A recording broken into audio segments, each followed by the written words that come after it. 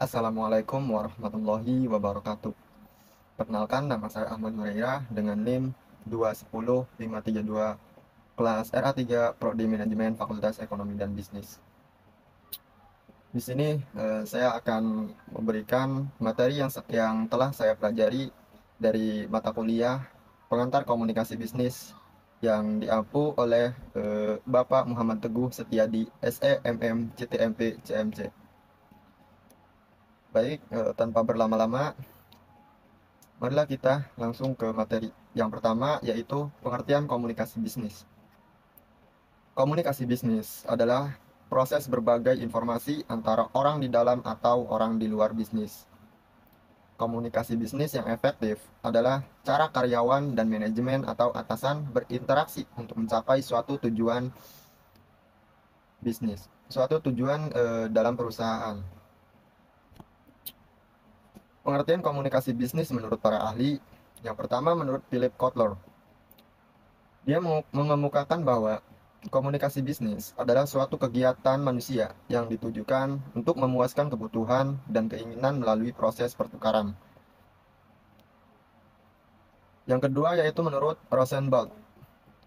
Rosenblatt mengemukakan bahwa komunikasi bisnis adalah suatu tindakan pertukaran informasi, ide atau opini, instruksi, dan sebagainya yang dikemukakan baik secara personal maupun non-personal melalui simbol dan tanda guna mencapai tujuan perusahaan.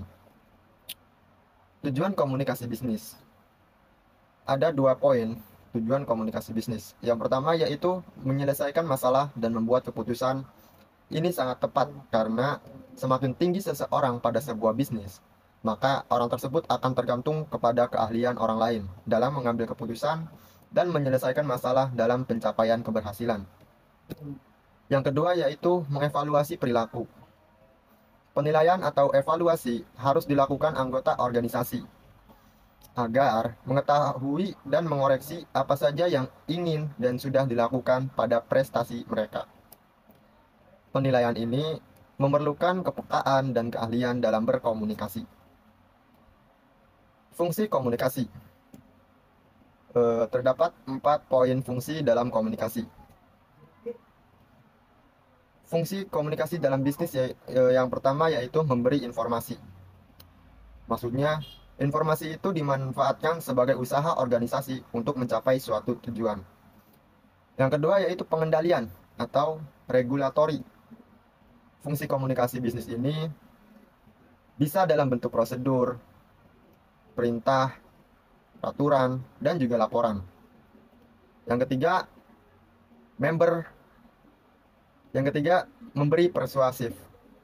Dengan komunikasi, maka menjadikan mudah untuk mengajak, mengikut, melaksanakan ide atau gagasan, ataupun tugas.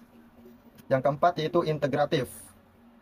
Integratif di sini mempunyai fungsi menjadikan organisasi atau perusahaan berjalan dengan utuh dan terpadu, yang di dalamnya menetapkan saluran informasi dan otoritas, dan juga menarik dan melatih setiap karyawan. Pengertian dan cakupan komunikasi. Kata komunikasi berasal dari bahasa Latin, communicar, atau memberitahukan. Kemudian berkembang dalam bahasa Inggris, communication, atau proses pertukaran informasi, konsep, ide, gagasan, perasaan, dan lain-lain antara dua orang atau lebih. Cakupan komunikasi. Cakupan komunikasi terdapat 7 poin yang ada dalam cakupan komunikasi. Yang pertama, komunikasi intrapersonal. Komunikasi ini merupakan komunikasi dengan diri sendiri, dialog yang terjadi secara internal dan dapat terjadi di hadapan orang lain. Yang kedua, komunikasi interpersonal. Komunikasi ini tatap muka yang dilakukan oleh 2 orang ataupun lebih. Yang ketiga, komunikasi kelompok kecil. Komunikasi kelompok kecil yaitu proses komunikasi yang terjadi setidaknya antara 3 orang. Tujuan dari komunikasi ini yaitu sejumlah orang yang bekerja sama untuk mencapai tujuan bersama. Contohnya yaitu komunikasi dalam suatu organisasi atau kelompok dalam mengerjakan suatu tugas. Yang keempat yaitu komunikasi organisasi. Komunikasi ini terjadi dan memerlukan hal seperti pertemuan interpersonal, kesempatan berbicara di depan umum, situasi kelompok kecil, dan pengalaman termediasi. Yang kelima yaitu komunikasi publik atau retoris. Komunikasi ini menyebarkan informasi dari satu orang ke kelompok besar seperti berpidato di depan umum. Biasanya pembicara mempunyai 3 tujuan utama, yaitu menginformasikan, menghibur, dan membujuk. Yang keenam, komunikasi massa ataupun media. Komunikasi massa mengacu pada komunikasi kepada publik melalui salah satu saluran komunikasi dan menargetkan audiens besar. Yang ketujuh yaitu komunikasi budaya. Komunikasi budaya adalah proses komunikasi yang terjadi antara individu-individu yang memiliki latar belakang yang berbeda.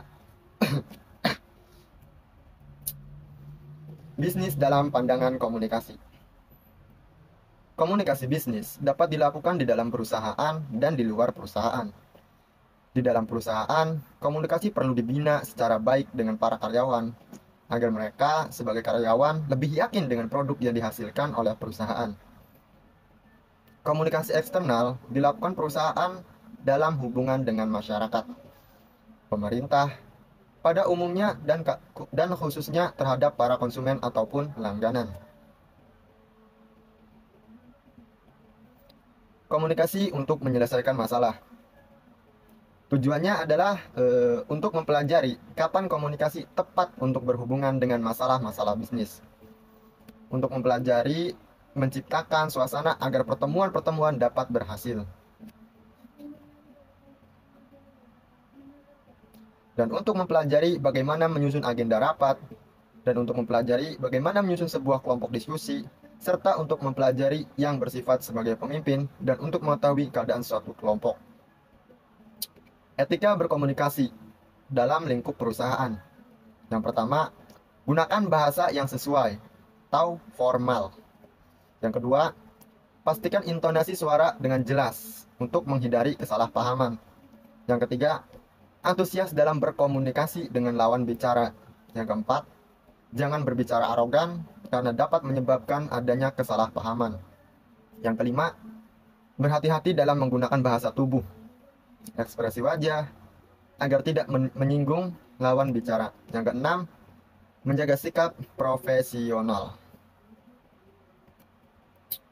Komunikasi menurut ruang lingkup. Terdapat 2 jenis komunikasi menurut ruang lingkup. Yang pertama, komunikasi internal. Komunikasi yang berlangsung dalam ruang lingkup atau lingkungan organisasi maupun perusahaan yang terjadi antara orang-orang dalam organisasi saja. Seperti misalnya karyawan pada atasan, karyawan pada karyawan.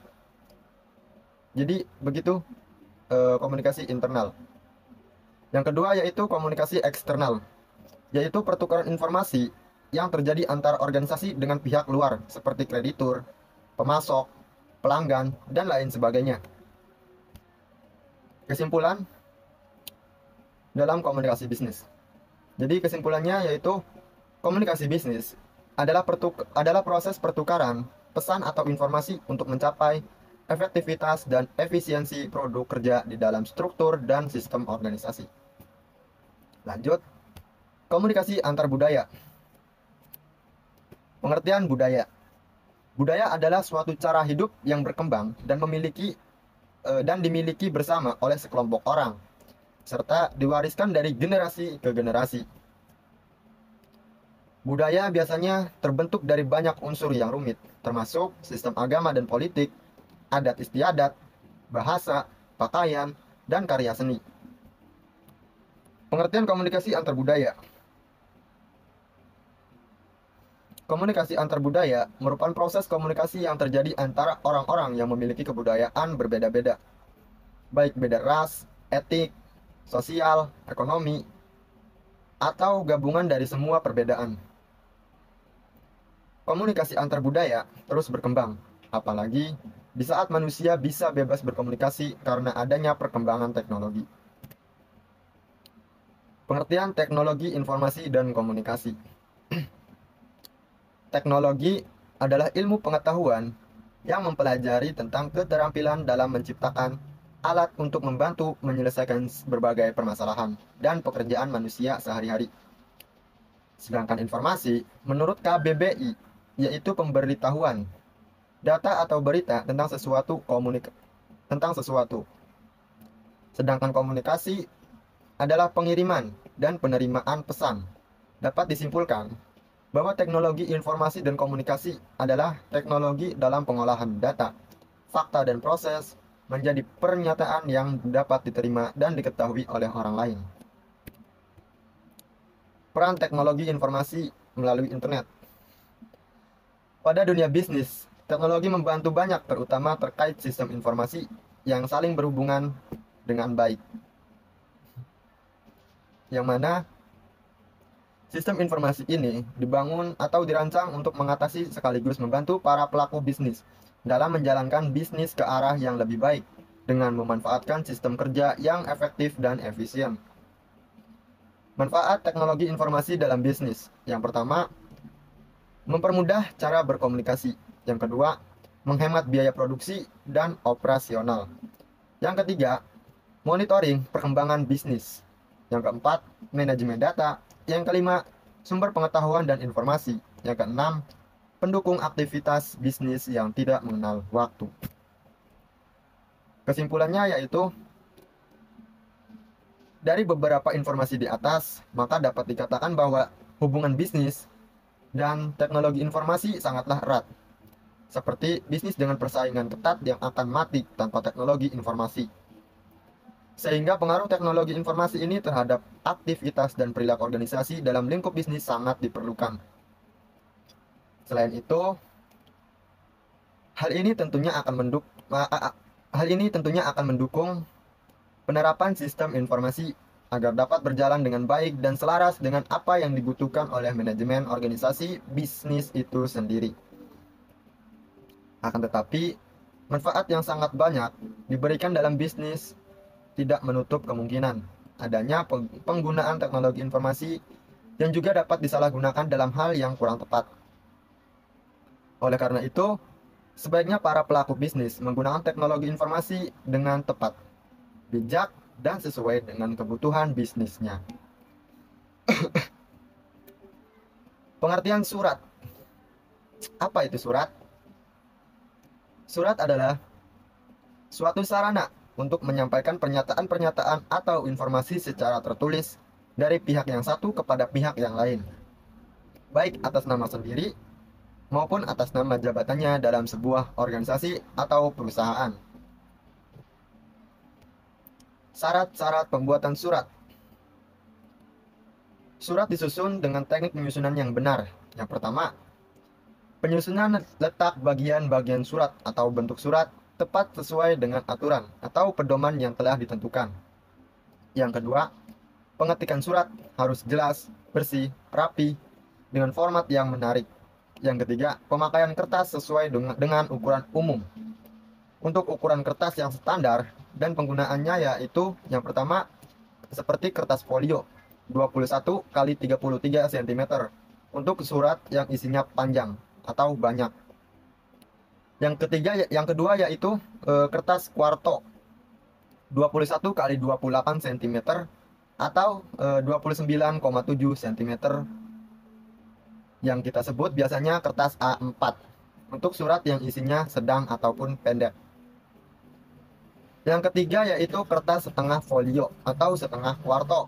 Biasanya ukuran ini yaitu 21 x 16,5 cm atau 21 x 14 cm untuk menulis memo. Fungsi surat. Surat bisnis berfungsi untuk membawa pesan-pesan bisnis dari pengirim pesan kepada pihak lain. Alat untuk menyimpan pemberitahuan, permintaan, atau permohonan. Buah pikiran atau gagasan yang berkaitan dengan masalah-masalah bisnis. Bentuk surat. Bentuk surat bisnis adalah pola surat menurut susunan letak dan bagian surat.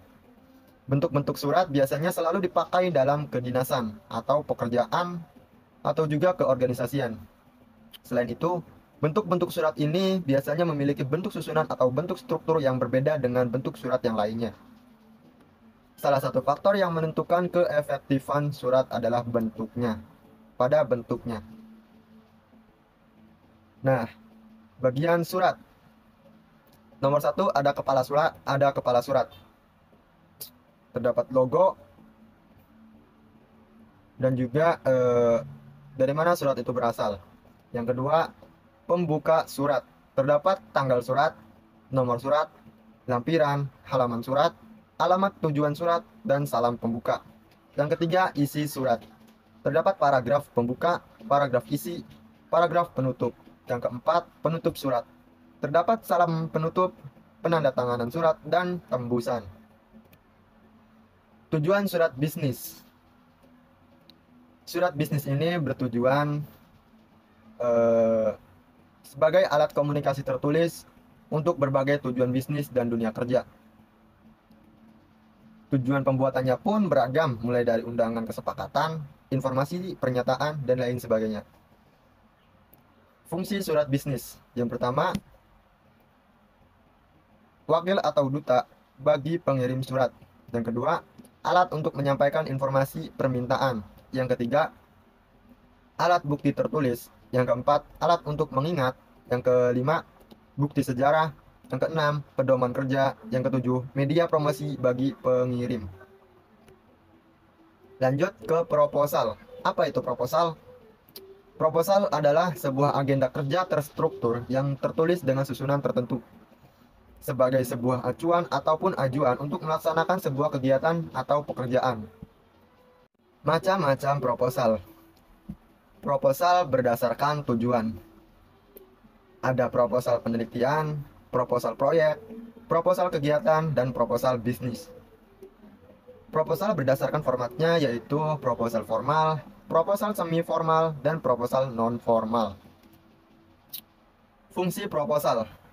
Yang pertama, dapat digunakan untuk pengajuan kerja sama bisnis kepada perusahaan sasaran. Yang kedua, dapat digunakan untuk mengadakan acara tertentu, misalnya pelatihan, seminar, perlombaan, dan lain-lain. Yang ketiga, dapat digunakan untuk melaksanakan penelitian ilmiah. Yang keempat, dapat digunakan untuk pengajuan mendirikan suatu usaha. Yang kelima, dapat digunakan untuk pelelangan sebuah proyek ataupun barang. Struktur proposal. Struktur proposal secara umum terdiri dari latar belakang, rumusan masalah, tujuan, manfaat, ruang lingkup, hingga isi proposal. Namun jika mengacu pada jenis proposal, tentu memiliki struktur masing-masing yang berbeda satu sama lainnya. Contohnya seperti struktur proposal bisnis.